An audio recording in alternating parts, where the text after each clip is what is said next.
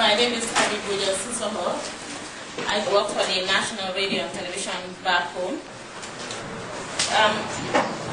I was asked to discuss the strategies we apply in the organization I volunteer for, that is GAMCOTRAP.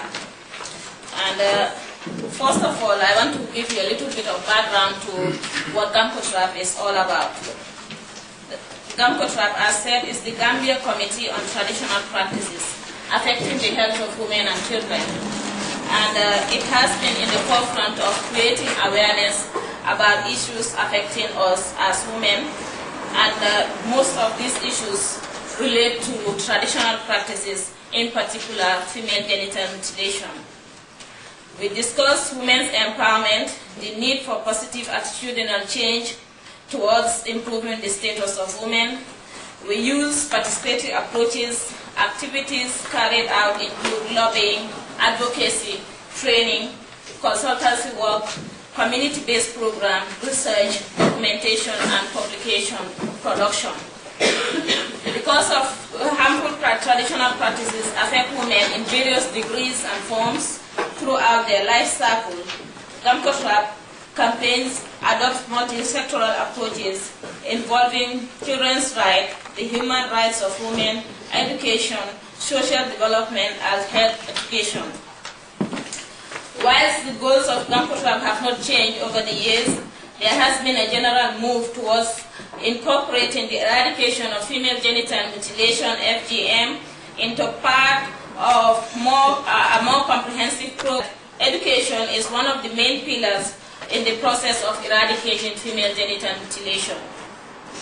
Building local capacities through training and information campaigns are our major tasks at the community level, and networking and lobbying at different fora are being carried out. The organization has also forged alliances with partner organizations and undertaken collaborative activities with relevant non-governmental organizations, NGOs. Who do we target when we go out in the communities? We target both men and women. The age varies from young to the old. They can be women leaders, they can be male opinion and religious leaders, they can be professionals. We mean health workers, teachers, media practitioners, and even law enforcement agents like police and the gendarmerie, and we also target politicians. Our ethnicity is as diverse as it is in the Gambia. They can be Mandinka, Sarahule, Fula, Jola, Wolof, any group that needs the information. The language depends on who we are targeting. The area covers the whole country with different program activities. For example, the UNICEF-funded program is targeted in the central and upper river divisions of the Gambia. The girls' education program is countrywide. The lecture program is nationwide. Mostly schools and youth clubs invite the organization to go and talk about traditional practices. And our advocacy role takes us across the nation, sub-region, and internationally. The holistic approach we use is to discuss the issues relating to reproductive health, rights of women and children, the girl child in particular. These include early marriage, female genital mutilation, family planning, HIV/AIDS, teenage pregnancy, women's economic empowerment, among others. All of these are discussed within the cultural context in which we operate in the Gambia. The topics are dealt with in different ways. For instance, when we start a training program, we start with brainstorming to find out from participants how much do they know about the topics we have identified to discuss during the session. Then we also have lectures to follow those brainstorming sessions and presentations, and we also use group discussions where in smaller groups the participants will reveal a lot more than they will be more comfortable in those smaller groups than in a big group. Where do we get the information we discuss? Our information is mainly reflective of what we hear from the community. When we go to the villages, the towns, during meetings and workshops, a lot of people somehow have confidence in one or more of our staff to come and tell us how and what their experiences are relating to the issues we are talking about. Identifying those issues, be they through even workshops like with the religious leaders. We have been approached in from different aspects, where you have a religious leader who is, you thought, have all the knowledge about a particular issue, especially female genital mutilation, coming to us humbly to explain that definitely they didn't have these details about the practice.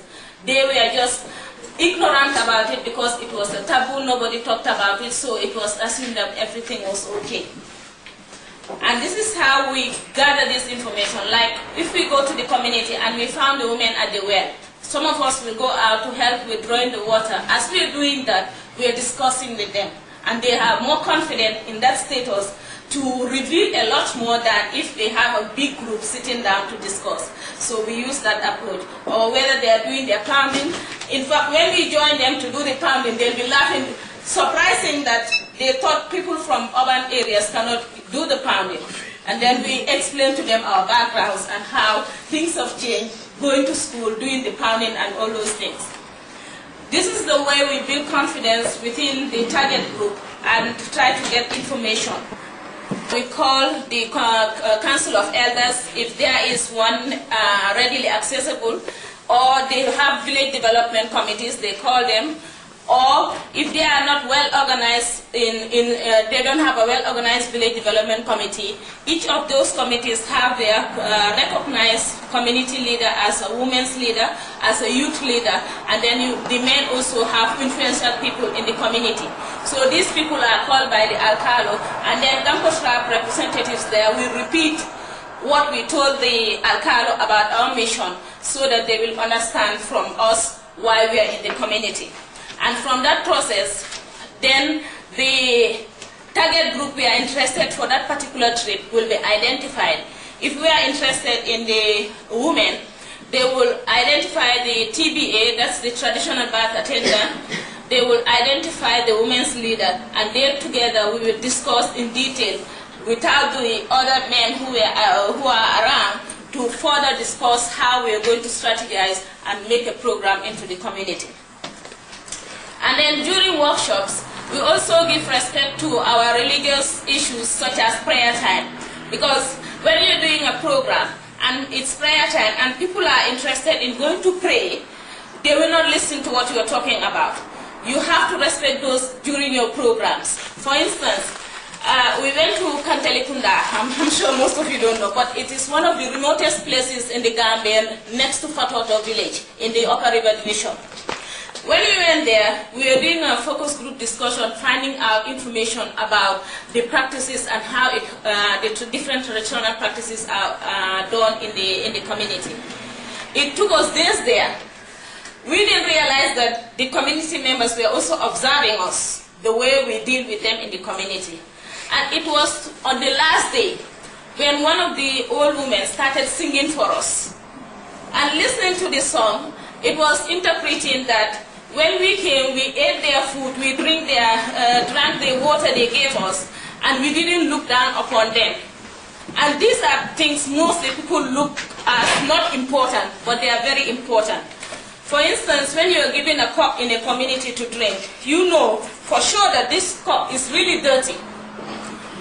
And you decide to drink it.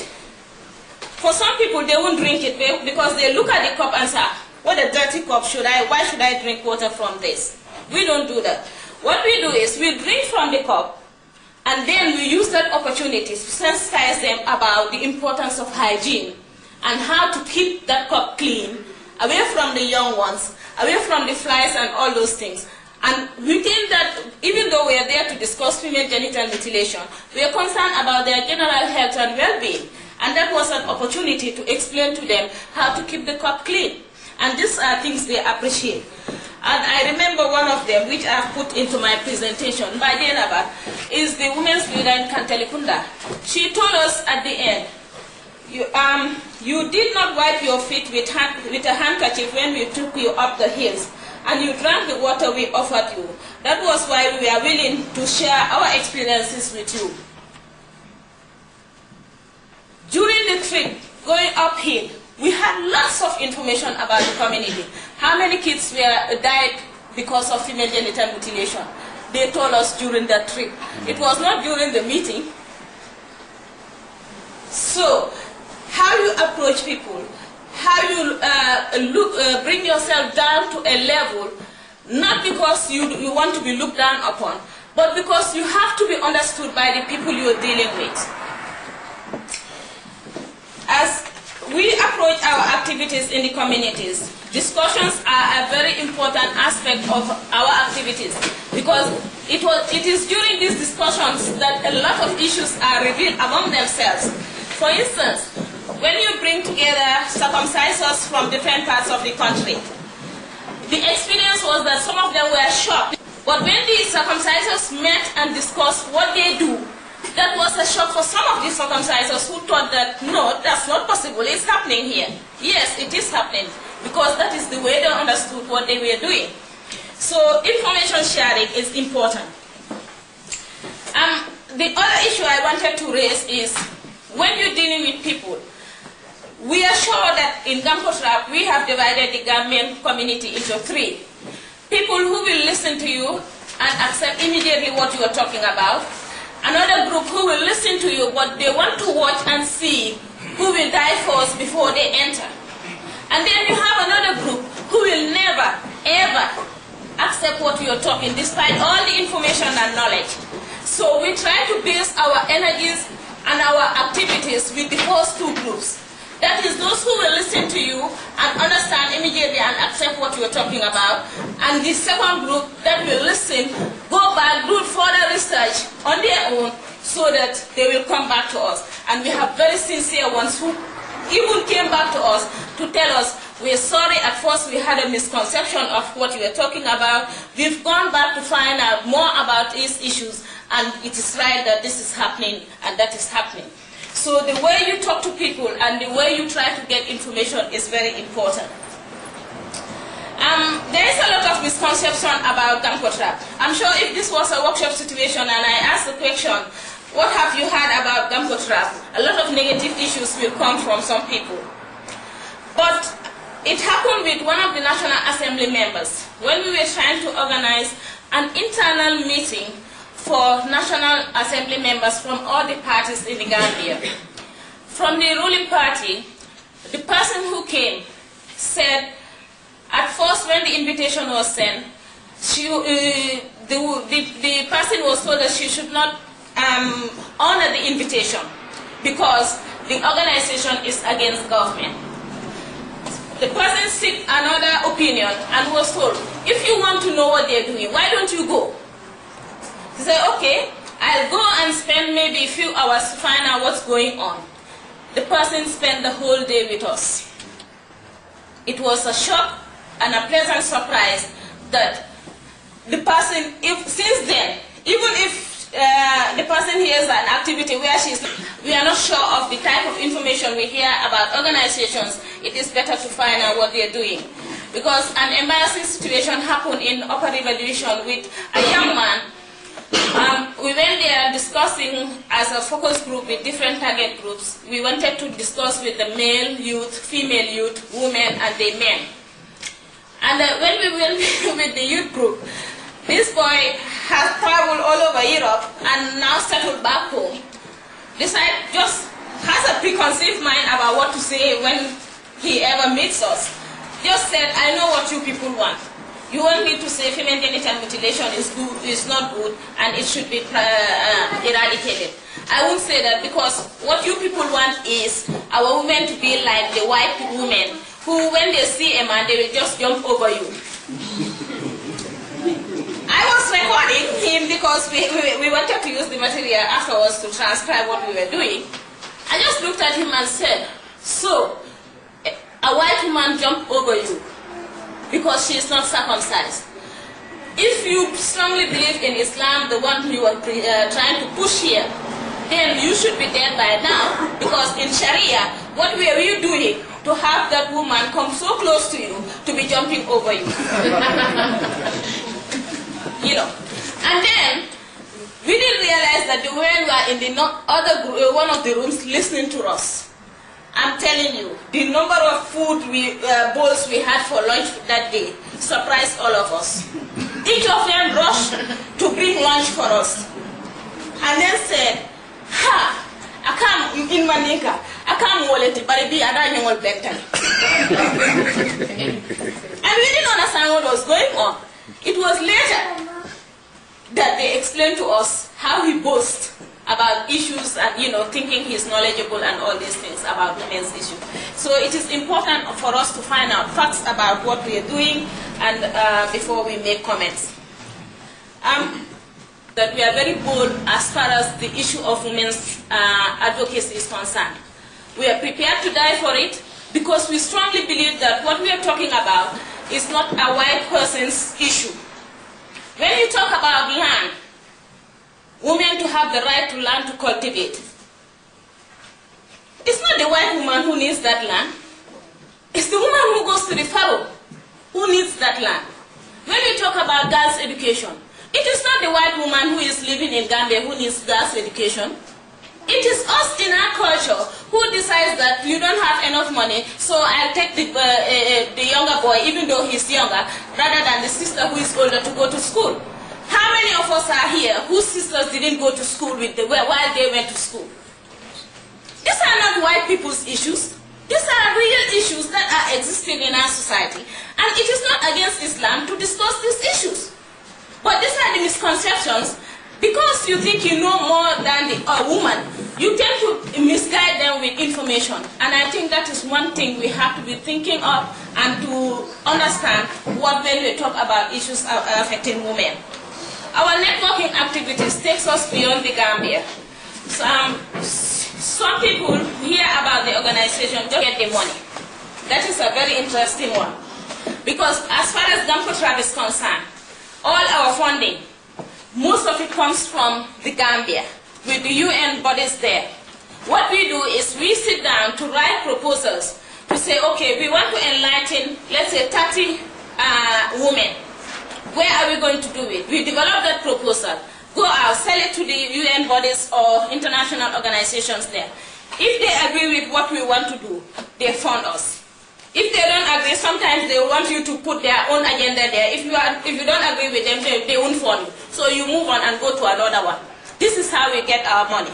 The other way we get our money is that people traveling to the Gambia as tourists or just individuals wanting to know may hear about the organization. They come to the organization's office and find out more about what we do there and decide to say, okay, I don't have money to fund your project, but I have £1,000 to give you. Then we open an account. This is where we have the girls' education funding coming from. And there was one with the Preston Girls Education from the US who decided to fund, and that is why the organization is stressing on education and enlightenment programs. Hence, the empowerment of the girl child is very important for the organization. The main difficulty we encounter during the implementation of GAMCOTRAB's program is the lack of political support and will from the Gambia government with regards to the issues we raise, that are raised by the organization. In most cases, the issues are seen as sensitive and inappropriate for women to discuss them. When we talk about family planning, they said women should not talk about family planning. Who give birth to the babies? Who breastfeed? Who take care of these babies? It is the women. We are not allowed to say how much suffering we go through. A man can stand up and talk about it, it is fine. He has the power and authority to do that, but we are not allowed to. For instance, there was a point where one of the imams have all the power to use his during his khutbah to castigate whatever we're doing, and we are not, and that is broadcast on both radio and television. And as an organization dealing with those issues, we are not allowed to give our versions of what was going on. I think this is unfair to us and to whatever we are doing. The recognition of GAMCOTRAB is throughout the country. Today, I don't think there is any activity that relates to women and children in the Gambia where GAMCOTRAB is not represented. We have been recognized for being bold about the issues we raise. Therefore, whenever there is an issue that relates to women and children, we are mostly invited to participate in the discussion and the development. And I'm proud to say that one of them is the National Policy for the Advancement of Gambian Women and Children, which we participated from the beginning to the final product when it was being passed in Parliament. To conclude, I would say that the strategies we adopt by now should be clearer to you as to when I started. And I wish to congratulate the Gambian community in Norway for its interest in the efforts being made back home, and especially about women's issues. It has given me the hope that the struggle for attitudinal change, for the well-being of all, in particular the recognition of the rights of women and the girl child as human rights, is worthwhile and more important than ever. As Gambians living abroad, I'm sure you have first-hand experience that culture is not static, and the social, economic, and even the political and environmental factors also determine how we live. GAMCOTRAB appreciates the recognition of its efforts and look forward for the continued collaboration and support with all Gambians and friends interested to the empowerment of women and the girl child and creating awareness for a better community. I would just want to say finally, I have 10 questions and answers.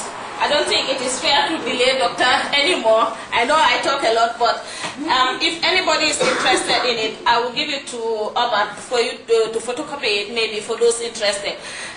The questions and answers are about issues we are attacked about. Let me just read the questions and not the answers.